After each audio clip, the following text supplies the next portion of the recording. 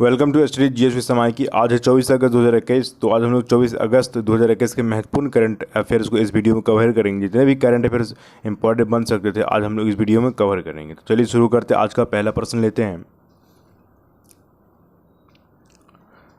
केंद्र सरकार ने भविष्य में देश के एक्सपोर्ट को बढ़ावा देने एमएसएमई और अन्य कंपनियों की मदद हेतु किस फंड को लॉन्च किया है? ए उभरते सितारे फंड, बी कोविड-19 फंड, सी उभरते ग्लोबल फंड, डी पवन निर्मल फंड। तो इसका उत्तर हो जाएगा ऑप्शन ए उभरते सितारे फंड। इसको ध्यान में रखिएगा। तो चलिए इसका एक्सप्लेनेशन हम लोग देखते हैं। तो केंद्र सरकार ने भविष्य में देश के एक्सपोर्ट को बढ़ावा देने एमएसएमई और अन्य कंपनियों की मदद के लिए उभरते सितारे फंड को लॉन्च किया है।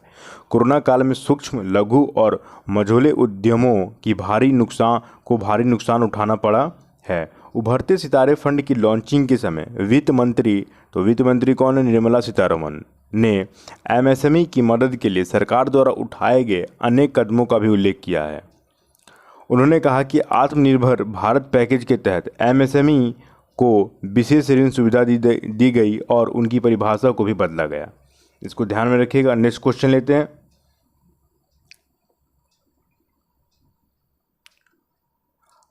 हाल ही में राष्ट्रपति रामनाथ कोविंद ने निम्न में से किसे मणिपुर का नया राज्यपाल नियुक्त किया है? ए फागू चौहान, बी बिश्वाभूषण हरिचंदन, सी प्रोफेसर जगदीश मुखी, डी ला गणेशन।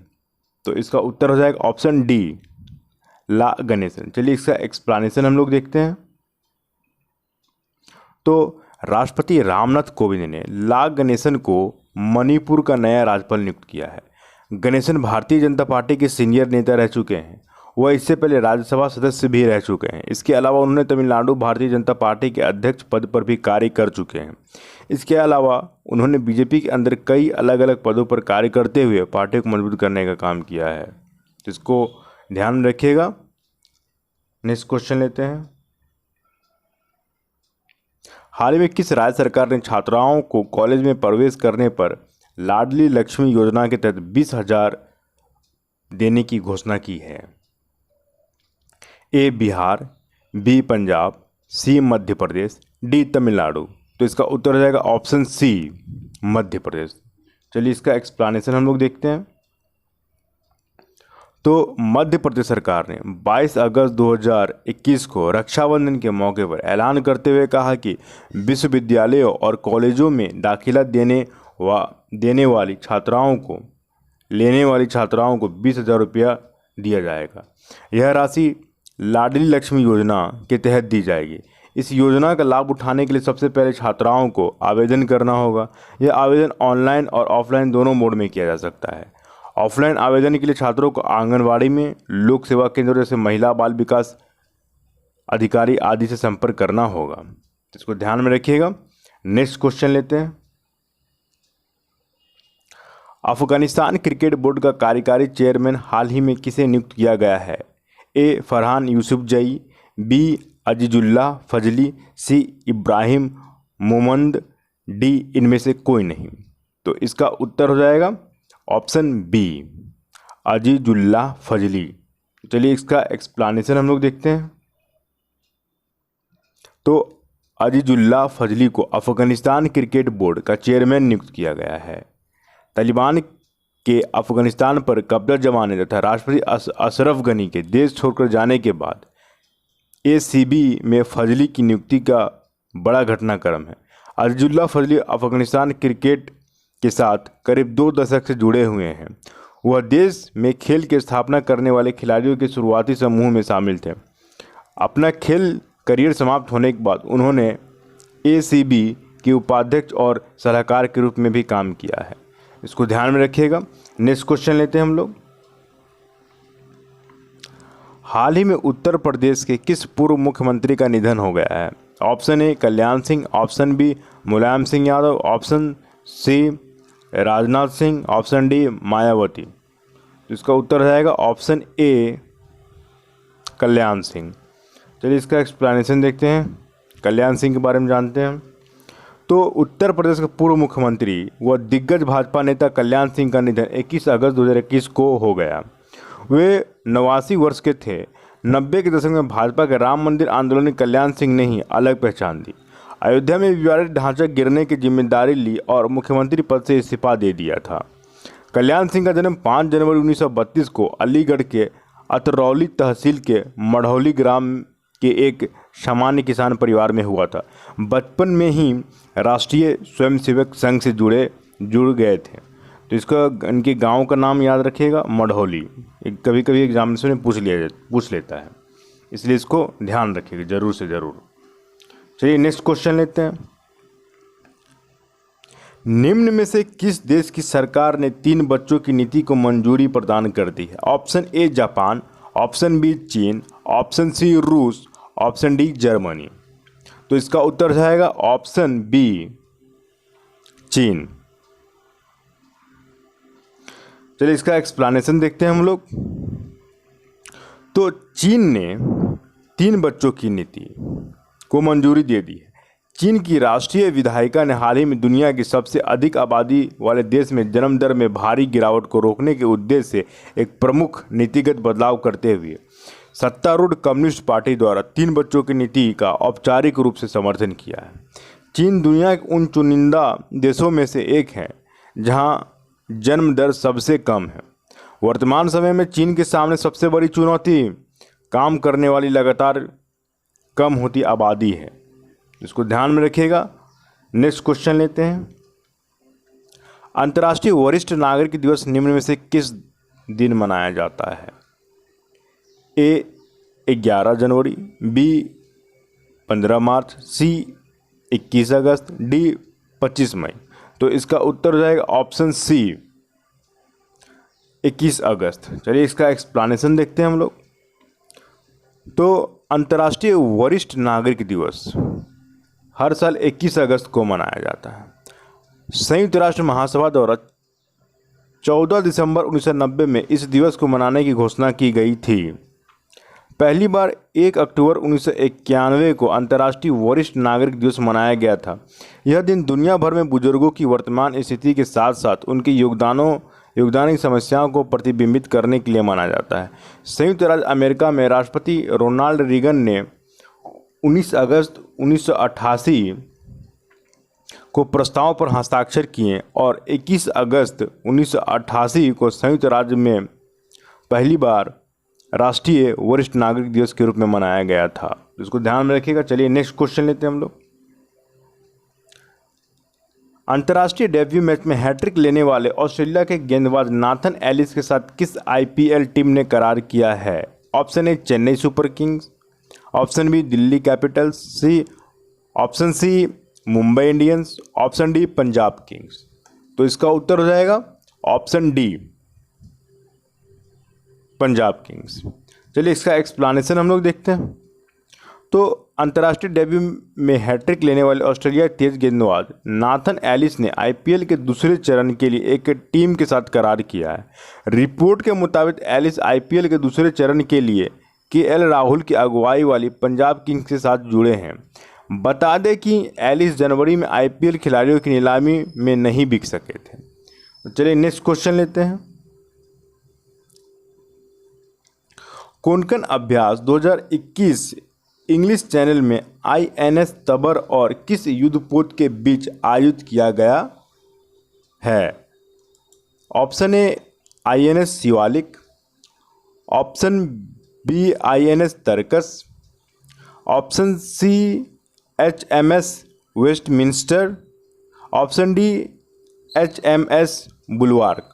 तो इसका उत्तर हो जाएगा ऑप्शन सी एचएमएस वेस्टमिंस्टर। तो चलिए इसका एक्सप्लेनेशन हम लोग देखते हैं। तो कोंकण अभ्यास 2021 इंग्लिश चैनल में आईएनएस तबर और एचएमएस वेस्टमिंस्टर के बीच आयोजित किया गया है।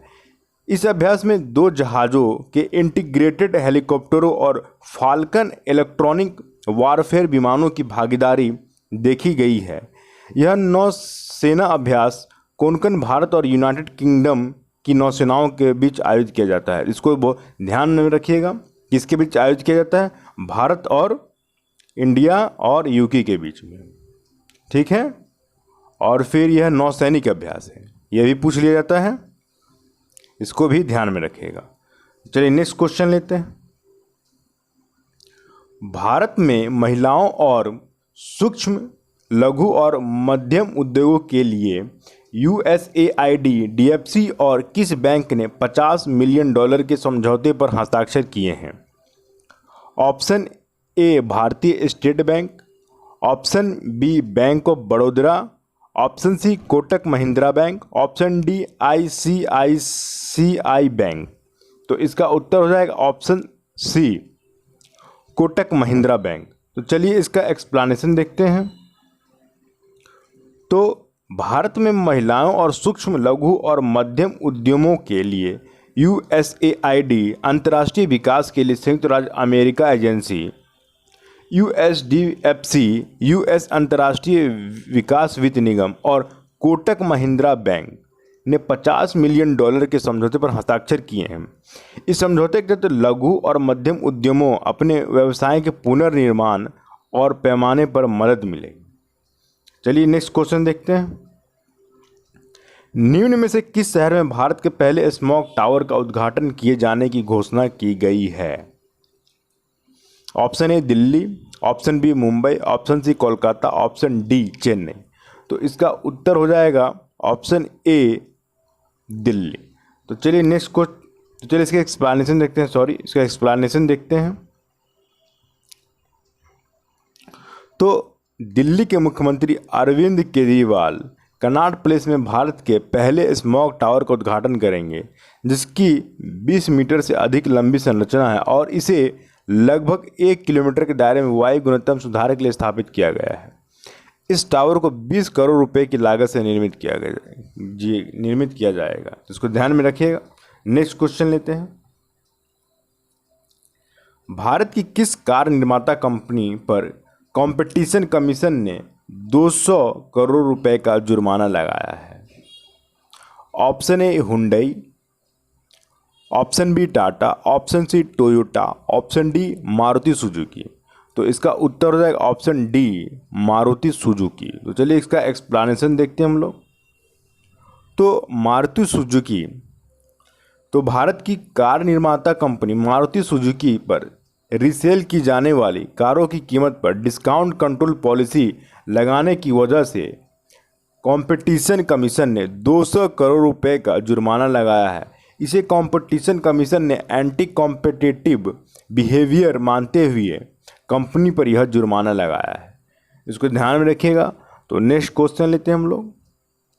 निम्न में से किस मंत्रालय के द्वारा जारी आंकड़ों के अनुसार इस मानसून के मौसम में खरीफ फसलों के क्षेत्र में कमी आएगी? ऑप्शन ए खेल मंत्रालय, ऑप्शन बी शिक्षा मंत्रालय, ऑप्शन सी सूचना और प्रसारण मंत्रालय, ऑप्शन डी कृषि मंत्रालय। तो इसका उत्तर हो जाएगा ऑप्शन डी कृषि मंत्रालय। चलिए इसका एक्सप्लेनेशन हम लोग देखते हैं। तो कृषि मंत्रालय के द्वारा जारी आंकड़ों के अनुसार इस मानसून के मौसम में खरीफ फसलों के क्षेत्र में कमी आएगी। आंकड़ों के मुताबिक मानसून के मौसम में 1043.87 लाख हेक्टेयर में 1.55% की गिरावट देखी गई है, जबकि वर्ष 2020 में खरीफ फसलों का कुल क्षेत्रफल समान अवधि के लिए 1060.37 लाख हेक्टेयर था। इसको ध्यान में रखिएगा। नेक्स्ट क्वेश्चन लेते हैं।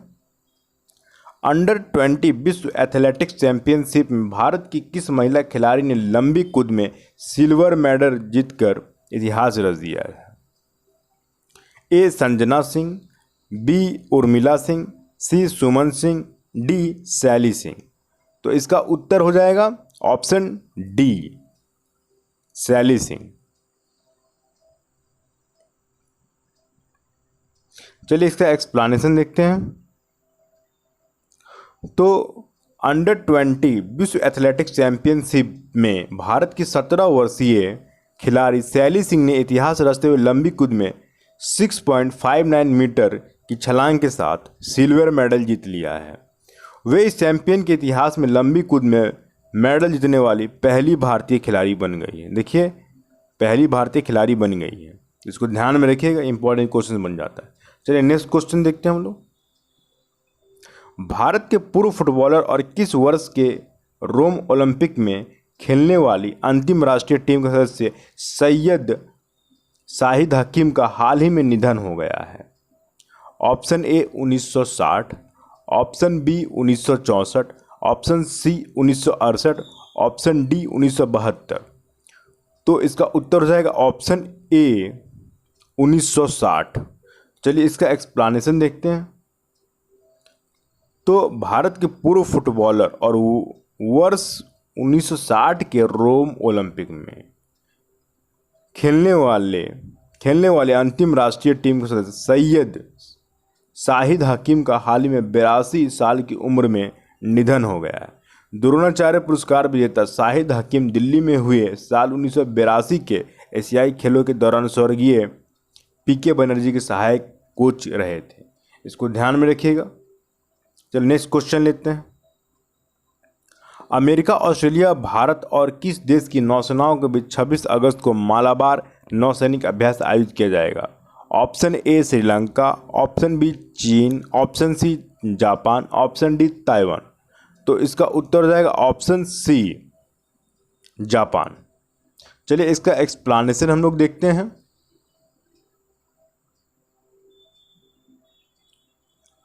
तो अमेरिका, ऑस्ट्रेलिया, भारत और जापान की नौसेनाओं के बीच 26 अगस्त को अमेरिका के गुआम द्वीप से मालाबार नौसैनिक अभ्यास आयोजित किया जाएगा।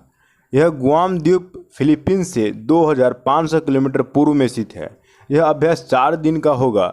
यह वार्षिक नौसैनिक अभ्यास हिंद महासागर, प्रशांत महासागर में बारी बारी से आयोजित किया जाता है।